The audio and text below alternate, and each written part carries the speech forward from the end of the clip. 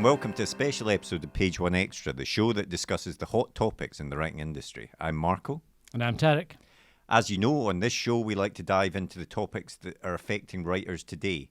And today's topic is an evergreen one, the importance of publicity to a book's success.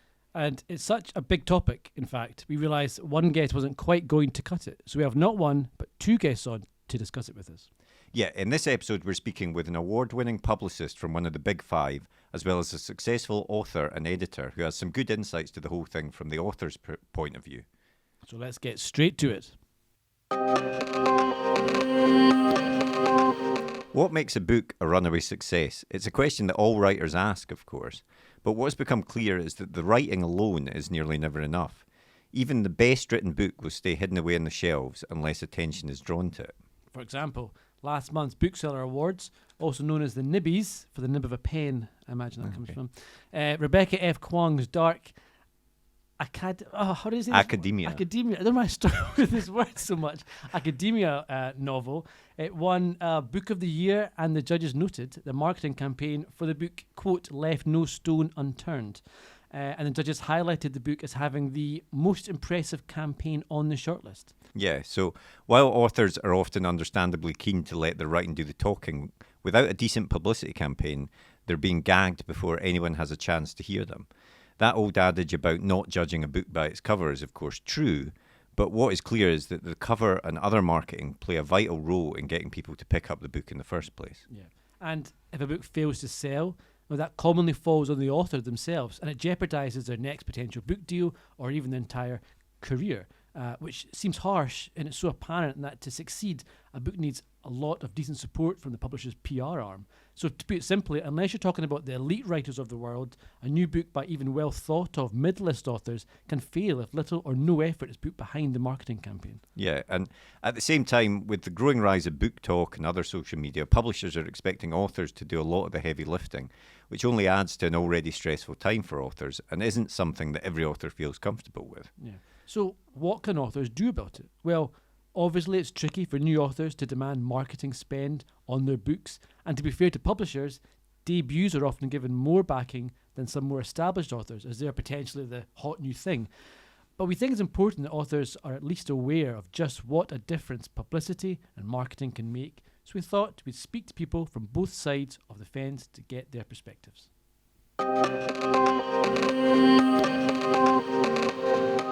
First up, we're joined by Alison Barrow, PR Director for Transworld, which is a division of Penguin Random House. She ran the publicity campaign for Bonnie Garmus's debut, Lessons in Chemistry, which saw this debut from the previously unknown Garmus enter the charts at number 2.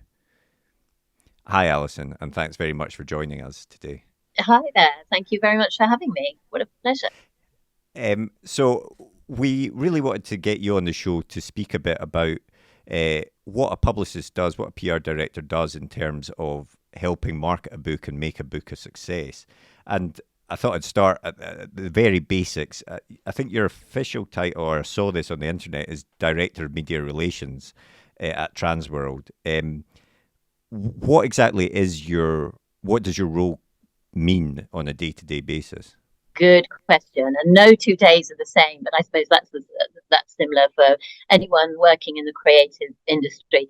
I guess essentially my job is to work incredibly closely with the writer and build a platform for them in terms of through the media, through interviews and features, securing reviews online and in print, sending out many early copies to create that sort of groundswell of buzz, working with the author to give them confidence, whether they're an experienced or first-timer, in pitching, honing a pitch for their book, because many of them will have spent sometimes many years writing this exquisite volume, and the media requires them to kind of condense that into a pithy pitch, a few lines. What is this book about?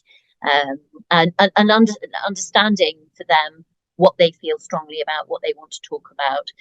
So it's media, it's interviews, as I say, it's reviews, it's features, written pieces, it's events at bookshops, festivals, and being at their shoulder the whole time from the moment we as a business acquire their book to publish, right through the whole publishing process. So what that means is before the book reaches public domain, when the book is fresh out in market, and if it's working or not quite working, what we do day to day to make a difference, right through the first iteration, which is quite often a hardback, and then through paperback, and then beyond, hopefully building a nice, successful writing career with them. I mean, that was one of the questions I wanted to ask you, which was, at what point do you get involved with the journey of a book? You know, do you get involved before the book's ever acquired? Do you give input to say how marketable a book is, you know, what you would need to do to sell it, etc.? Absolutely, yes, absolutely, Tarek. What I do, I mean, in my position, I've been working in the industry quite a long time, so I'm now very fortunate to be asked my opinion on prospective acquisitions, to read sample material or sometimes the entire manuscript. I do so as a reader, because I'm a voracious one, but also with my publicity head on. What are the angles here? What are the approaches? How we're positioning this? What would I be saying to media? What would I be saying to events programmers? What would I be saying to booksellers about this particular title? And then sometimes I'm involved in pitch meetings where we meet with a writer and maybe their literary agent or their talent agent. And that's where I'm pitching myself, my team, and what we can offer as part of the promotional process. And I noticed this more from actually the recent Bookseller Awards in the different categories, which we'll get onto because you were a winner there. But there's an award for, I think, marketing campaign or marketing strategy, sorry, and an award for publicity campaign. And is what a publicist does slightly different from what the marketers do, but you're working together hand in hand, sort of a thing? 100%, you nailed it. Yeah. So essentially, what a marketer will do is leverage coverage in terms of partnerships, maybe with businesses and companies who might be aligned to the content of the book. Very often that's a paid for partnership. They will do advertising, both digitally and sometimes in print and sometimes outdoor.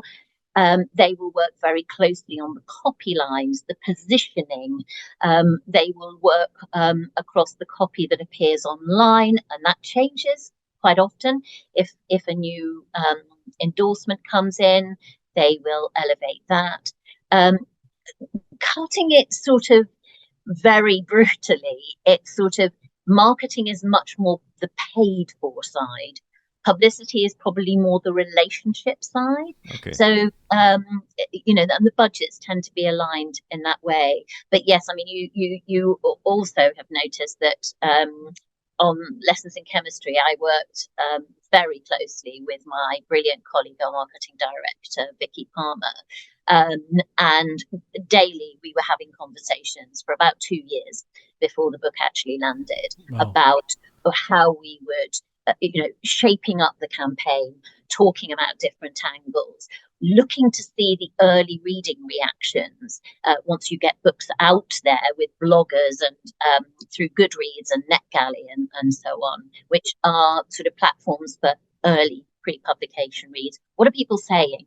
And how do we amplify that to get more readers? Okay, right. Yeah. And I want to ask a question that I've always wondered. I think a lot of people out there have always wondered, which is, you see certain books and they've obviously had a big push behind them and they're kind of everywhere. You know, they're advertisers, splash boards, there's adverts up in the underground, etc. How do you decide which books get that marketing push and which ones don't? Is there like a calculation or is it a gut feeling? What's the thinking behind that? Well, that's a big thorny question, isn't it? We're very fortunate here at my company, we're very streamlined in our publishing. In my particular part of Penguin Random House, we don't publish a huge amount of books every month. So every single title, whether it's a first iteration in hardback or a follow-up in paperback, gets attention from a publicist and marketer. I think it's fair to say if there has been a considerable outlay in terms of what we paid to acquire the book, understandably, we're a business. We need to get some of that money. We need to earn that money back. Yeah. So we'll align our budgets accordingly. Having said that, we have in the past acquired books on a more modest level. And of course, I can't go into the detail of what those are, but because that's private information for the writers. But we have acquired books more modestly. And one of the things you'll hear from so many publicists, I hope, is that it's about passion that drives the success of a book. So the amount of time that you spend on it, there's a lot of invisible time that is spent by publicists talking on the phone, pitching through email, talking through meetings and networking and being around and about and going to media offices, talking to events programmers. A lot of that stuff is quite invisible in the whole scheme of things, and you can't put a value on it. But I would say that there's a huge amount of effort right across the board, but we do upscale according to the investment that we've made from the get-go, because we are businesses. Yeah. And as I alluded to earlier, you recently won Publicity Campaign Award of the Year at the British Book Awards, so congratulations on that. Thank you. And that was for Lessons in Chemistry, which obviously debuted in at number 2 in the charts. And I was just reading about some of that campaign. There were sort of 40 visuals produced searching for the right cover. What was your strategy with that? How did you come to a strategy on that particular book? Yeah. Well, we were very, very excited to acquire it. And one of the exciting things is that pretty much every single publisher in town wanted to acquire that book. So there was already at where the deal was struck with the brilliant agent Felicity Blunt at the Frankfurt Book Fair, there was already a ground level of buzz. The industry knew about this book already, and having that awareness has its own momentum, even in a sort of organic way. So what we did is we sort of formed a small group within the team, the company here, and we started talking about the book and our reading experience. And what elevated itself were two things. One, it was unlike anything we'd ever read before. And one of the things that you'll find so often is that when books are fresh out in market, particularly from a debut writer, the publishers will say, oh, it's this meets this, or if you like that, then you'll like this. And we did struggle with that for a while because it was unlike anything else. We couldn't find those two markers. So we decided, let's not have those markers. Let's not do that. What are we all talking about? What are we saying about this book that is individual and distinctive and that we can run with throughout the whole period of the campaign? And it's still rolling out now because the book is still in its paperback, is still in the top 5 bestsellers as we speak. So we highlighted on Elizabeth Zott, the central character, who is very singular, very inspiring, very individual, funny, smart, kind of role model. And we focused on her as driving the campaign. Have you met her yet? This is pulling out some pull quotes of things that she says in the book. So we consistently created a sort of channel to Elizabeth Zott. And Vicky, alongside that, did what she calls a world building. What was it like in the 60s? What kind of environment would Elizabeth have been working and living in? And alongside that, I started pitching to all of my contacts saying, this is unlike anything you've ever read before. Sure. 40 publishers wanted to publish. So that's a big plus. This is you will never have met a character like this. And that's how we sort of started our approach, and it has been consistent throughout. And has your approach to marketing and getting books out there, has that changed over the years? You know, I mean, relationships with retailers, are they still as important as they once were? And you've got things like TikTok or Book Talk and all this kind of new angles that are coming on the scene in the last 5-10 years. How has it been? How has it changed, and how has it stayed the same? You're so right. It's so refracted, and where we're seeing a sort of demise in kind of circulation and reach of what we would deem traditional media. And by that, I mean a lot of print media is in decline. A lot of terrestrial TV doesn't necessarily have the same cut through. People's attention spans are shorter. Yeah. The rise of Book Talk has been extraordinary and exceptional. I think I'm right in saying that across the board with TikTok, that is very organic, passion-driven, driven by influencers. It's not necessarily something we as a publisher can influence. We can send out books and we can hopefully get them in the right hands, but it has to be a genuine, authentic voice in that particular space. So the digital landscape has developed exponentially. Twitter is still significant. I would say Instagram is really powerful for us, and to a degree Facebook, and all those established social media platforms have really propelled Lessons in Chemistry and have been a great way of capturing the conversations that are being had outside of our building, outside of our industry. I suppose that's right, isn't it? Because with social media, what you're able to do is get input, get people's reactions almost real time, and you can use that, I suppose, to help spread the word of the book and publicise the book in a way that you couldn't when it was just a something in a supplement in a newspaper or something. Absolutely that. And every single day, I mean, for the longest time, and it's still continuing now, there will be somebody posting about that book, and then we pull it through to our own stories or our own feed, and we amplify that way. But you did also mention bookshops, and bookshops and booksellers have been vital for this book. So one of the things that we did incredibly early on was to take Bonnie, the author, out and about doing proof drops. You may well have seen this, and this plays out also on social media. So we had a clutch of proofs. We travelled around the country, dropping in copies with a few goodies to booksellers, taking photos, posting those on Instagram, posting those on Twitter, because that's where you have the interaction one-to-one with the author and the publisher with the bookseller in their place of work. But then you can amplify that by putting it out on your social media. So it's not just that occurrence, it's going elsewhere, and you build the buzz, you build that kind of excitement.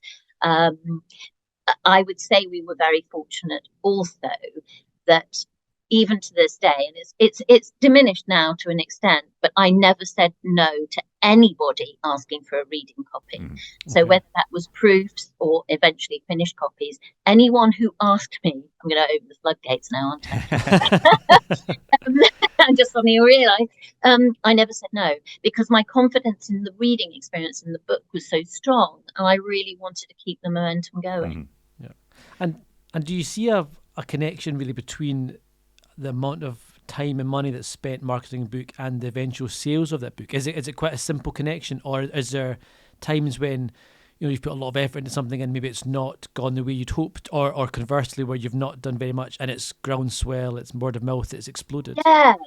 Yeah, I'd say the former rather than the latter, and I'm trying to think if there has been. I would say sometimes it just doesn't stick. And every publisher will have that experience of acquiring something with great anticipation and excitement, and it just doesn't stick with the readers. They just can't quite make what they can't make more of it. They don't want to talk about it. We need to then look to ourselves and think, are we positioning this wrongly? Have we said something not appropriate about it?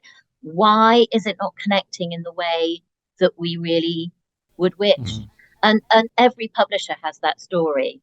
I would say you have the story where a book, and now I'm put on the spot, I'm trying to think if there has been anything, and afterwards, of course, I'll think of something that I mean, we put effort into everything. Make no mistake, we absolutely do. We never take anything for granted. But I can't think of any single book, particularly in the last 5 years, that has just suddenly gone crazy without us thinking, wow, how did that happen? Yeah. You can see. I mean, as I suppose an example of that, or it would be interesting to know the background, I suppose, but the Colleen Hoover books on TikTok suddenly seem to come out of a groundswell. Mm-hmm. Yeah. I'd love to interrogate that further. I mean, again, I think that really leans into the fact that she is so effective in that particular space. Yeah. And she built up her own community. By the time she really hit, a mass audience, she'd already had several books published before. And so the publishers have been able to benefit from her sudden rise to fame and popularity by bringing in the backlist titles too. And that can sort of happen. And also, I think it's very heartening across the board. Pretty much, there's a big focus on the media and booksellers with the fresh voices, the debuts, and so on. But at every one of those, there is an author who's had a slower build, who may have published 6 or 7 books, and then suddenly something breaks through. And I think there are a lot of those, and you'll have seen them too. And I was just going to ask as well, what could is there something? Are there things that an author themselves can be doing to help build the anticipation and success of their books? Absolutely, and I guess there's two elements here. If you are publishing yourself, if you're self-published, or with a smaller business where they don't necessarily offer support in terms of marketing and publicity, if you are open to it, you need to start talking to potential readers, and that platform is through social media and wherever you feel comfortable. And I would always say to any writer, whether they are traditionally published or self-publishing, be cautious about what you're putting up there. Don't put it just one tone. My book's coming, my book's coming, my book's coming. Here's my book, and here it is again. Talk about what else you're reading. What's your interest? What else are you reading? What else are you loving? Connect with other writers. Give yourself a broader picture rather than just saying, this is me, this is my book. So social media does offer that. There are many podcasts, including your own, that people can listen to get expert advice. There are loads of writing podcasts. There are loads of opportunities to find out about self-promotion. Lots of writers do their own newsletters and their own Substacks and so on. So you can get insights from them, the successful ones who've made it work for themselves too. And I was just going to say, is that something that has grown, do you think, the need for authors to do that social media work and stuff like that with the advent of social media, or did authors always have to sort of try and promote their own books as well as getting the publisher to back them? Good point. Such a good point. Well, look, I think there has been, now that readers can have sort of direct access to writers through the platform of online. Prior to that, it was meeting them at events, and events are still running and successfully even after the pandemic. We are seeing that nice build of in-person events flourishing. I think that having an author involved in a promotional campaign is really key, but not every writer wants to do that. So I do work with a lot of writers who are nowhere near social media, and that's fine. That is definitely not something that we would push on them. It means that we have to work in different ways to reach the readers. But I think for a long time, the media have propelled a fascination with writers, what really makes them tick, Where do they get their inspirations from? What of themselves is on this page? What are their inspirations and thoughts, and what's their journey been to this point? And we're talking about fiction and non-fiction here, so I think readers tend to be quite interested in the background story to the book that they've read. Yeah, and we've chatted to authors who have started to think about the marketing process of their book from before they've even put a word on the page. And is that something you would recommend authors should always have, before they start writing their book, think about what's the pitch, where would this sit on a shelf, how would I market the story, and is that something they should think about before writing the book itself? That's really interesting. So are these established authors that do that, or is it sort of... Yeah, that's interesting. Well, I can see why an established author would do that, because they've already got an audience. Yeah. When you're publishing book 2, you've already got an audience. However big or however small, you've got the audience already and the expectation of the audience. So it's smart to think about, what am I saying in this book? How does it align with my previous book or books? So that's smart, and a publisher will always support and have those conversations. From a first timer, I think what agents are asking for is a little bit of thought around, where does my book, who would be the reader for my book? What else are they reading? Where are they finding their reading, the books to read? So have a think about that, but don't get bogged down in it, because actually it's the publisher's job to support you through that route and to offer solutions and to help you position and pitch. So very smart for an established writer to just have an eye on that, but don't let it distract you from the job at hand. Yeah, absolutely. Yeah. Well, those were the main questions we had for you. But before we let you go, I just wanted to ask if there's anything that you're working on now or stuff that's coming out soon that you wanted to tell us about. Gosh, that's a great opportunity. Well, I have the great fortune to work with some wonderful writers. We have just published an amazing debut, which if I thought beforehand, I could have held it up for you. Go as a River by Shelley Reid. It's a beautiful elegiac, wonderful story about landscape and about belonging and about one individual woman who we chart through very early life and through the ups and downs of her experience. And there's a beautiful, exquisite, sort of rather heartbreaking ending. We have a new volume of short stories coming from the writer here, Kate Atkinson, who I have had the great pleasure of working with on every one of her books.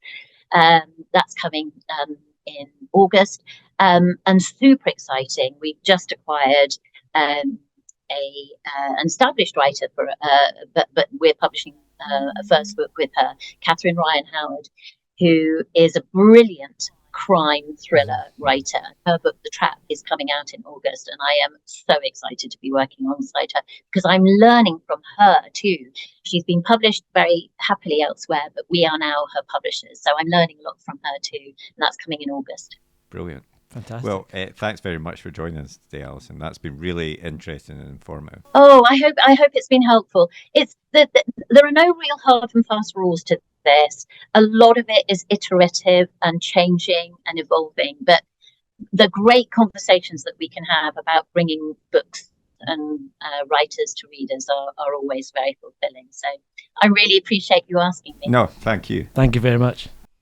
We're joined now by successful sci-fi author and editor Premee Mohamed, author of the Beneath the Rising books and assistant editor at Escape Pod magazine. She used Twitter last year to point out the difficulties facing authors writing. Not that I mind promoting my own books exactly, but it does grate a little that some of the publishers are not promoting it at all, ever. Like, why am I doing 100% of the work? Why not a lesser percent? So I think it's fair to say you have some views about this. Welcome, Premee, and thanks for coming to speak to us. I do have some thoughts. Thank you so much for inviting me to let me vent. So, I mean, obviously, when people get a publishing deal and when outsiders look on it, they think, oh, that's it. I've done the writing bit, and now it's easy, and I'll let the publishers deal with promoting it, and that'll be fine. But it doesn't quite work like that all the time. No, it doesn't. And actually, it's funny, after I got my first book published, I had coworkers coming up to me in my cubicle at work to be like, "This is very exciting. I saw your book in a real bookstore. Are you going to quit your job now?"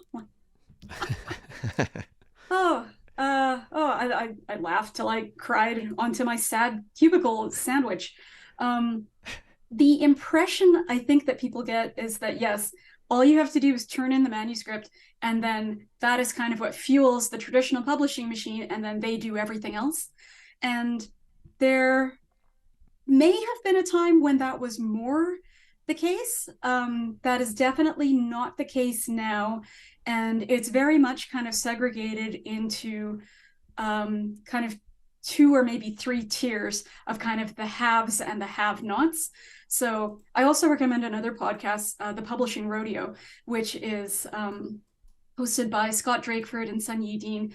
And they talk about, so Sunyi's book got a $300,000 advance, and Scott's got a $35,000 advance. And they came out around the same time with the same publisher, and they're kind of similar fantasy books. So they talk about the different treatments they got. And one of the things they discuss is the publicity. And so that's led me to learn a lot about what's happening behind the scenes that both readers and authors have no idea about. Mm-hmm. And it turns out that pretty much if your publisher has not thrown a lot of marketing and publicity dollars into the book, then the other option is they are doing virtually nothing to let people know that the book is out, or what it's about, or trying to reach readers, or anything like that. They publish it, they do the bare minimum to get it into distribution, and that's about it. So the burden falls on the author to try to let people know about the book. But again, we're authors. Most of us are not trained in marketing. We don't know what we're doing. The publisher probably hasn't given us any guidance or templates or graphics or suggestions. And it's something that we have to figure out on our own, because I think, as I mentioned in that tweet, the options are either I say something and I promote my books, or nobody says anything. I mean, it seems crazy because they're obviously paying authors money for their books, and then they just sit back and expect them to sell. I mean, is it a problem that has grown worse, do you think, since social media and the fact that publishers almost think, well, they're on there anyway, so they'll be able to do a lot of this? Yeah, that's the impression I get, is that, oh, well, if we sign up an author and they've got, 10,000 social media followers, we probably need to do less, and this leaves out the fact that the publishing company has, 500,000 social media followers, and tweets are free. Instagram is free. All the social media platforms at the moment are free. Some of them are terrible, yes. but authors are sitting here going, this is literally the absolute least you could do to increase visibility, because that's kind of the one thing where we can move the needle. And that's how I think I've gotten, to be frank, most of my book sales is with social media, because otherwise people aren't aware that the book is out there because the publisher isn't saying anything. And the publisher is doing stuff behind the scenes that most authors are not aware of. The reps are dealing with booksellers directly. Yep. They're dealing with libraries. They're dealing with reviewers. They are trying to get books, not everybody's books, not my books, for instance. They are trying to get books that they've decided to throw their weight behind into as many bookstores and venues as possible, to get them to the front of the bookstore, to pay a certain amount to get an end cap, to get displays, to get swag, to get pre-order bonuses, pins, cookies, cake pops, posters, things like that, that the author can't do and may not be aware of. If the bookseller gets an advance copy of your book in a fancy box with a t-shirt and a scented candle and a pen, that makes a different impression than, another review copy that just shows up in a batch of 300 review copies. So I think publishers are out there going, well, we'll splash out for the ones that we paid all the money for, the ones that got the big advances, and we'll turn those into a hit. And the rest of the books, because we invested so little in them, if they sell some copies, that's okay. We'll probably break even. And if not, we'll just write it off, because that's how it works. So the rest of us get nothing, not even the free things, because there's also only so many publicity and marketing people in the actual publisher, structure itself, and they're all hideously overworked. I mean, in your view, in your experience, is this like as much changed over the last 10 years or so? Like, are we seeing a shift between publishers selecting more titles to go down the path of, like, we're going to push our money behind this 1 or 2 books a year, or is it always been like this, or is the social media changed stuff, or was it always the same idea that smaller books are kind of left to fend for themselves a little bit? As far as I can tell from talking to people, there always have been kind of a few lead titles, but there also used to be a healthier mid-list, and those people could count on at least some author support, like ads, for instance. And again, keep in mind, my debut novel came out in 2020, March 2020, actually, like straight into the teeth of the pandemic. Timing, yeah, perfect timing. So it came out, and then the next day, everything in the world basically shut down. So what that eliminated was specifically those discovery sales, which is people wandering into a bookstore, seeing a cover they like, or an author they like, or a table of staff suggestions or something, and being able to pick it up and look at that. And again, authors don't affect that. That's what the publisher is choosing to do. And that novel actually was what my publisher, which is a small press, which is a whole nother conversation, Rebellion Publishing, so their sci-fi fantasy imprint, Solaris Books, my book was considered to be a lead title. So what that meant was that physical review copies were printed, which is really important. The second 2 books in the trilogy didn't get that, and most of my other books have not gotten advanced review copies to give to reviewers, to give to booksellers, to give to librarians, things like that. We also had a little pre-order campaign with specially printed postcards. There were also book plates, so some of the books were signed. And I was going, actually, in 2020 to go on holiday in England anyway, and visit some friends and visit some family. And my publisher was like, well, if you'd like to detour and go to, these 2 cities. And I'm like, I don't know where Leeds is, but I can get there on the train. I don't know where Newcastle is, whatever they were like, oh, can you go to the Waterstones in fill in the blank here? And I'm like, I have never heard of this city. I assume this is some kind of Wicker Man situation. But so they were like, if you detour for these couple of nights, and if you go to these events, and if you detour and go to this con, we'll pay for your registration fee, and we'll pay for a couple nights hotel. So to me, I was very excited. That was the closest I figured I was going to get to a book tour. And then since then, of course, the pandemic's complicated things, but that's never come even close to happening again. It's hard to tell what a publisher would have been doing for the last couple of years as well. No, fair enough. Yeah, I mean, of course, that's the other thing that I hadn't thought about. But obviously, a lot of this has probably been accelerated by the pandemic, and their practices have probably changed. In a way, a lot of other businesses have changed their practices, and they've not really gone back to what it was before, which even wasn't great unless you're a lead title. But it was probably better than what the state sounds like it is just now. I mean, so if we accept that, or well, we shouldn't accept, but if the situation is as it is, what can a non-lead title author, what can a mid-list author do to try and promote their book? Good question. My friends and I discuss this all the time. And it's even trickier for like self-pubbed authors. But we can't, and again, there's actually data about this, but we can't really move the needle on sales.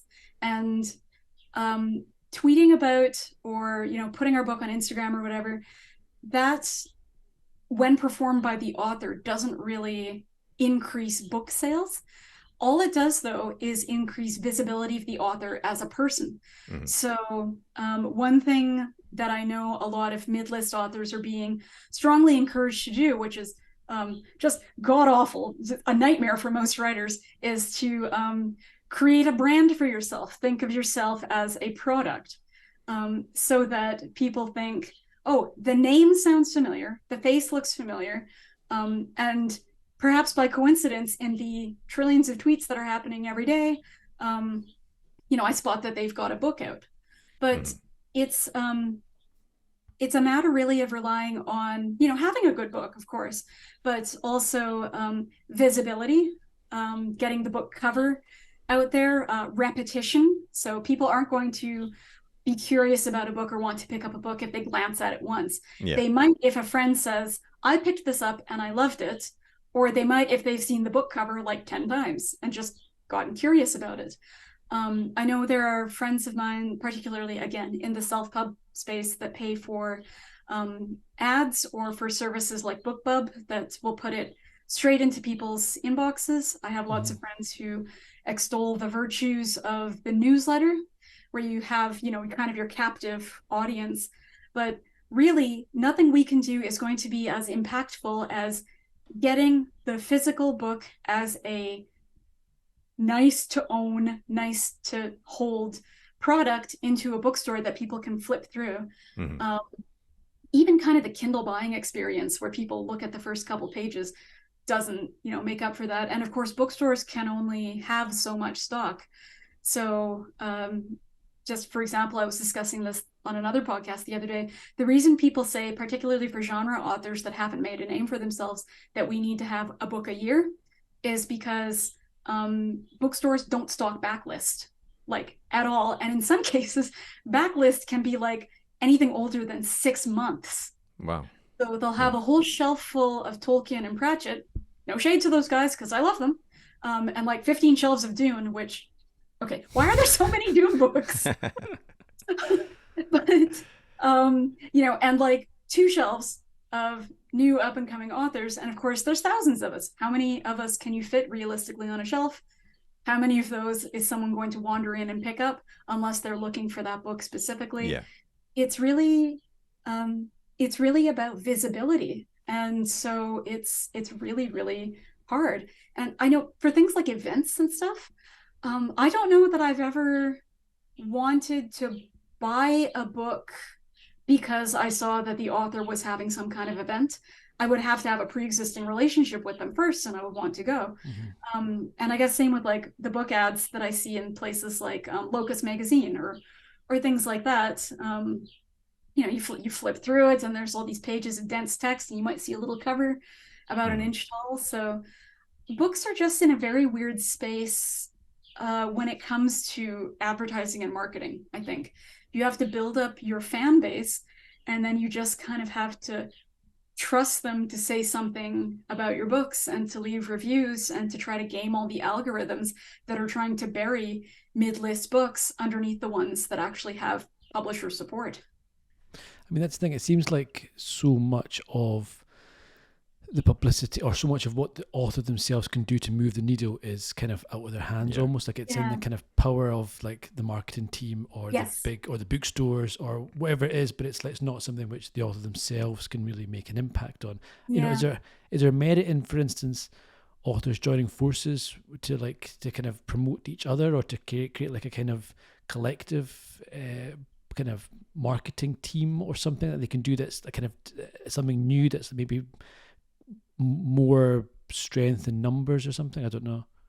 Possibly. I think what that would probably end up happening is like diluting the message, though, because then people would see like this author collective and be like, oh, I only wanted to buy 2 of their books, and I don't remember which ones they are. So then That's right. the goal is kind of to make the reader not do any work. And with the big publishers that put money behind those things, what they are trying to do is make it kind of as easy for the reader as possible. So you go into the Barnes and Noble, you see this enormous display of identical books and a big placard that says something like National Book Award winner, and you know, and you see a staff recommendation, and you see a cutout of the book cover, and you just go in and you're like, oh, this is the new hotness, I'm going to buy this, and then you go to the till and you pay for your book. It takes, I guess, a different kind of effort to go wander through the bookstore and find the sci-fi and fantasy section and pick through it alphabetically till you see if you can find the author you're looking for. And yeah, it's really about discoverability. And social media, I don't know if that's helping that. I've heard lots of good things about the books being discovered on Book Talk, which I A, avoid, but then B, I see the books and I'm like, oh, I hated all of these. But again, apples and oranges. I think you have to like target your ideal reader. And for mid-list people that aren't getting any help with that, we don't know who our ideal reader is. We don't have the data that the publisher has, going for them. Yeah, I mean, is one of the problems, and I say this reluctantly because, I think if we want to get more books out there, but is one of the problems that too many books are being published? That there's publishers are just saying, right, we have to churn out this number of books every year and keep increasing it because sales generally are going up. But in fact, like you say, that makes discoverability for non-lead titles, for new authors, for mid-list authors especially, very, very difficult. Yeah, I've heard that a lot, actually. I feel like I read an article about it, like something about not just the influx of self-pubbed books, obviously, some of which are very good, but yeah, publishers themselves trying to publish more books every year, because it is sort of random chance in some cases. There are some books that they won't put any money behind that just take off anyway because of word of mouth. And that's kind of what they're gambling on, is that those books that have very little input are going to have maximum profits, as well as the ones that they've basically paid to turn into a bestseller. So yeah, again, it's that whole idea of dilution. It's getting harder and harder to just pick out a book that you want to read. I mean, when I think of how I find books that I would like to read, a lot of them come from recommendations from friends or authors that I like, whose taste I feel like I can trust, saying something and me spotting it on social media, or having them, write essays or something, or articles about, oh, here are my inspirations, or here's a book I liked recently, or something like that. And I don't know how other people are finding books, but if I just went to the front page of Amazon thinking I would like to buy a book today, what would I see on that front page? Yeah, I would see the ones that have basically paid to be on that front page, like the bestsellers. Possibly there's a line for award winners. But if I dig into it, if I just say, okay, I've got $13 today and I want to spend it on a Kindle book, and I go in there, oh, okay, well, right now at the moment, there are 5 million books for me to choose from. Yeah. How am I going to pick? So it's even worse than that, really, isn't it? Because on Amazon, things like Amazon and stuff will, because of the algorithm, it'll look at what you've bought before or looked at before, and it'll be suggesting that sort of thing. So it's I suppose in a way they would say it's trying to help you find something that you would like, but it's narrowing your vision of what is there as well. So algorithm, it's interesting, isn't it? Because you've got, like, as you're saying, you go into a physical bookstore. The problem there is that there's only so many books they can stock, and they physically limit your back catalogue to make space. There's all these, 2 shelves or 2 rows for new authors. How do you choose who's there? So your problem there always seems like, how do you become one of those books that they choose to put on the shelf and people see when they come in the store? And then you've got the Amazon Kindle store, and it's almost like the opposite problem, which is that there's too many books, and it's like, how do you punch through that? How do you get to the front of the queue, and how does it work? How do you choose something? And it seems like there's no kind of perfect system. And I don't actually know what the answer is in terms of, with the number of books that are coming out, and the, you know, how do we make sure that everyone gets a fair shot? How do you select? How do you make sure everyone sees stuff and the right stuff gets to the top? I mean, it feels like a really strange situation we're in right now, where there's kind of two totally different options of buying books, and neither of them are really perfect for the authors in a lot of ways.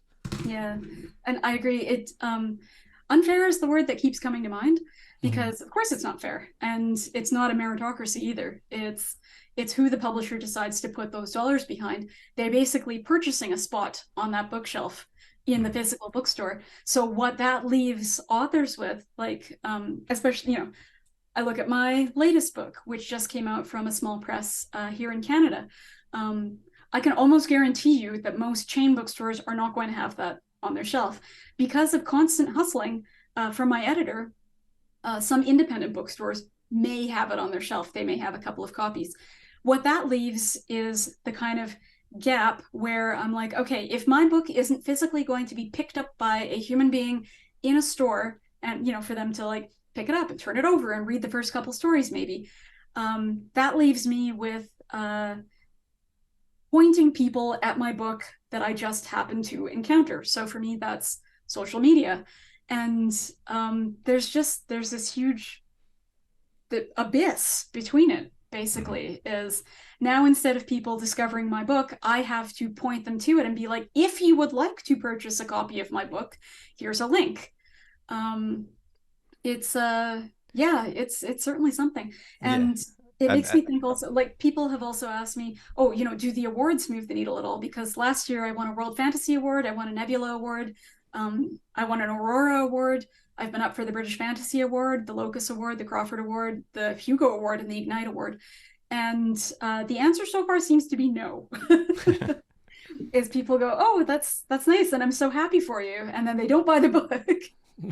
But again, those were all for novellas from not just a small press, but I would say a micro press. The press, Neon Hemlock, was for the Nebula and the World Fantasy Award winning book. The press is Dave. It's one person. He's the entire press. So it's very much a case of, yeah, even if you do win an award, people have to make the effort to seek that book out, find the link, purchase it online, because they're never going to see that in a bookstore. Yeah. So no matter what you do with the book itself, no matter the book's quality or whatever, it really is up to the publisher pretty much as to whether the book will sell or not. And what we've got on our side is visibility, sociability, branding, and word of mouth. And are things like NetGalley and things like that, or blog tours and things like that, are they helpful, or are they ways as well, especially with things like NetGalley, are they ways that a publisher can sort of judge whether or not to put a bit more money behind the book if it suddenly starts getting lots of good reviews and things like that? Is it to help the publisher rather than the author? My understanding is no. I have heard recently that they do look at the Goodreads ads. So ADDS, not ads, for advertisements. So people who are adding it to their want to read list on Goodreads. NetGalley is before the book comes out, so by then they've probably also already determined how much marketing money they want to spend. But if a book suddenly does take off, as recently happened for This Is How You Lose the Time War, by Amal El-Mortar and Max Gladwell, they can pivot fairly fast to take advantage of that. But that was already quite a publicized book, and it had already won a couple of awards. It had 5,000 reviews or something on Amazon. So there was already an infrastructure there that they just had to, kind of ramp up. But in terms, though, my understanding, in terms of getting advanced review copies out to people, things like Edelweiss and NetGalley are really helpful, because there are a lot of publishers, even the really big ones, that don't want to send out physical review copies and won't print physical review copies. And that is a huge disadvantage, because booksellers specifically, both at chains and in independent bookstores, are counting on those review copies to decide whether or not, literally, to stock the book. And lots of them don't like the electronic ones. Like that's just a preference that people have not really budged on. Yeah. As for blog tours, I don't know. I personally have never clicked on a link for a book that's going around on a blog tour. I've never clicked on a book talk. I've never clicked on anything booktube related, but those people are probably out there. So perhaps they exist. I just and this, this is sort of, I guess, hypocritical of me, because I'll get an email from my editor being like, hey, so-and-so wants you to write a guest post on their blog. This will be great. It's publicity for the book. Can you do it? So I write it and then I send it out. And I've never read this person's blog. I don't click on the links when I see them. If people are like, hey, I just did an essay about my book on this guy's blog, here's the link. I'm like, why would I read that? I know. Is it? Yes, part of me is going, why would I write this? But I just do what I'm told. Yeah, unless you sort of have some interest or knowledge of the book or the person in advance, then it is unlikely that you will click on these things. Okay. Yeah, if it's a friend, I might click, but also the problem with being a writer is you have hundreds and hundreds of writer friends, and I can't keep up with all these things that are going on this. It seems apt to ask you about your latest book, No One Will Come Back for Us. It's a short story collection, and you want to tell us a little bit what it's about, and more importantly, where people can buy it? Oh, sure. Yeah, so this is my debut short story collection, which is out with Undertow Publications. It just came out May 16th. Very proud of it. It's been getting some pretty good press so far. I usually don't read reviews. I have a friend who will look at them for me and then send them to me if they're any good. It's 17 stories plus author notes, collected from about 2016 to about 2021. And the editor, Michael Kelly, is also the editor of Weird Fiction.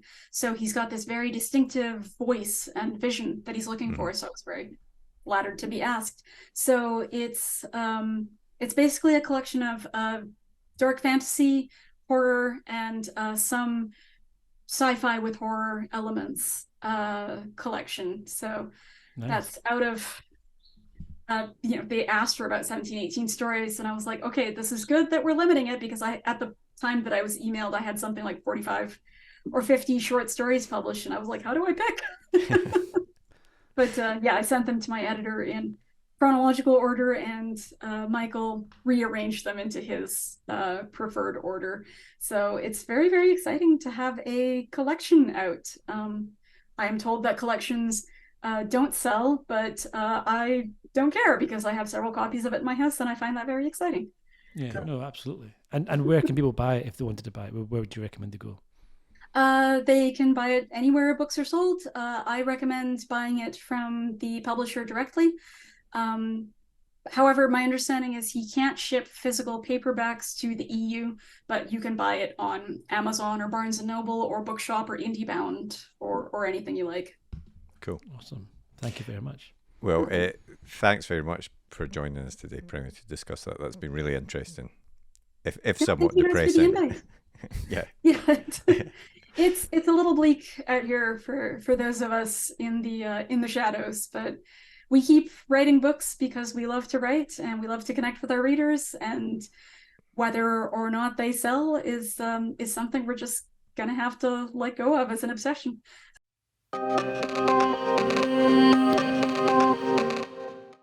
Well, that was great, and as ever, it was really refreshing and insightful to hear from people working in the industry, and we hope it's helped you as much as it's helped us.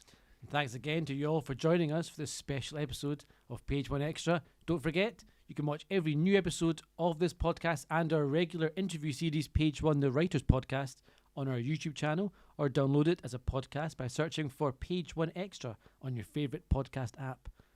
And as ever, we'd be so grateful if you could subscribe on YouTube and follow us on your favourite podcast app. Even better if you could give us that thumbs up and comment down below on YouTube.